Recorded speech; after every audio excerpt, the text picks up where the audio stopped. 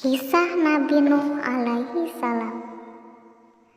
Nabi Nuh diutus oleh Allah untuk memperbaiki akhlak kaumnya yang sangat rusak, sehingga perilaku dan perbuatan mereka mirip seperti binatang. Hal ini disebabkan karena mereka tidak mau patuh terhadap ajaran agama. Pada awalnya, Nabi Nuh disukai kaumnya dikarenakan budi pekertinya yang baik.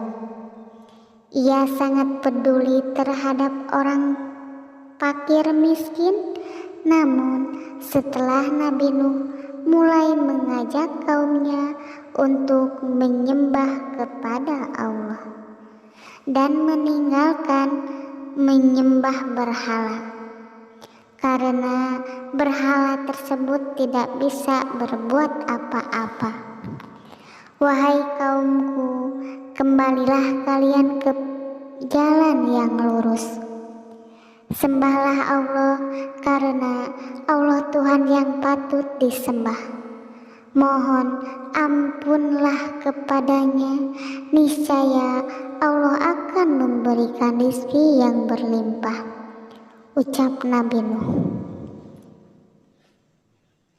Para pemuka kaum tidak senang terhadap ucapan Nabi Nuh. Ia menjawab dengan sini, "Wahai Nuh, dapatkah kau membuktikan jika kamu adalah utusan Allah untuk meluruskan jalan kami, sedangkan kamu sendiri tidak mempunyai kelebihan yang istimewa dari kami?" Setelah berbicara seperti itu, mereka meninggalkan Nabi Nuh. Nabi Nuh sedih atas keingkaran kaumnya. Tidak hanya itu, ia pun menangis karena istri dan anaknya Kan'an tidak mau beriman kepada Allah. "Wahai ayah, janganlah engkau melarang kami untuk menyembah berhala-berhala itu, karena berhala-berhala itu mendatangkan rezeki kepada kami," ucap Kan'an. Nabi Nuh menjawab perkataan anaknya, "Wahai anakku, engkau salah. Berhala-berhala itu tidak bisa mendatangkan rezeki kepada kalian. Allah yang memberikan rezeki kepada kita semua. Oleh karena itu, Allah Tuhan yang harus kita disembah."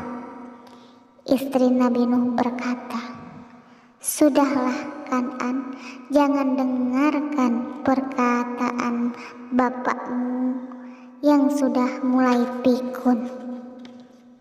Kan'an bersama ibunya meninggalkan Nabi Nuh. Nabi Nuh hanya bisa berdoa kepada Allah, semoga Allah memberikan hidayah kepada istri dan anaknya. Semakin hari, perbuatan kaum Nabi Nuh sewenang-wenang. Mereka menganggap dengan kekayaan yang dimiliki bisa berbuat sesuka hati. Bahkan mereka meremehkan Nabi Nuh dan pengikutnya karena mereka lebih miskin. Saat itu harta menjadi ukuran bagi ketinggian martabat seseorang. Para budak diperlakukan bagaikan binatang. Orang-orang miskin hanya dipandang sebelah mata. "Wahai Nuh, jika engkau menginginkan harta, maka kami sanggup memberimu harta yang banyak, sehingga kamu menjadi orang paling kaya. Begitu pula jika kamu menginginkan kekuasaan, kami akan mengangkatmu menjadi pemimpin kami." Namun, kami harus menghentikan dakwahmu, ucap pemuka kaum kafir. Mereka mengira Nabi Nuh akan menerima tawaran mereka.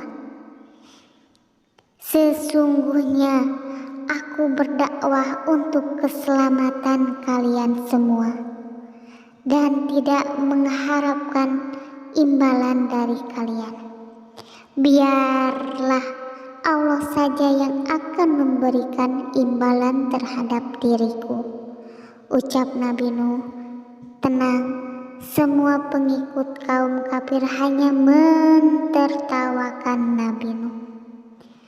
Mereka menganggap Nabi Nuh sudah gila karena tidak mau menerima tawaran mereka. Tidak hanya itu, mereka meludahi muka Nabi Nuh lalu pergi begitu saja. Setelah dirasakan umatnya tidak mau lagi diajak pada kebenaran.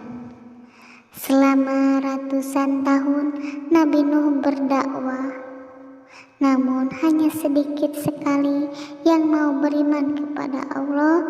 Maka Nabi Nuh berdoa kepada Allah, "Ya Tuhanku, tolonglah aku karena mereka mendustakan aku."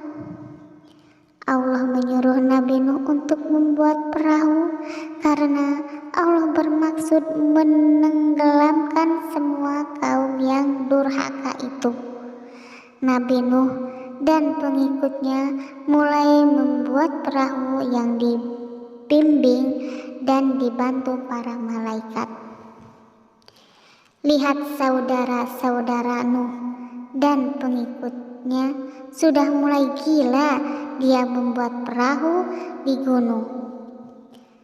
Hendak di manakah dia ingin berlayar, sedangkan sekarang bukan musim penghujan, ucap seorang pemuka kaum kafir yang melihat kegiatan Nabi Nuh.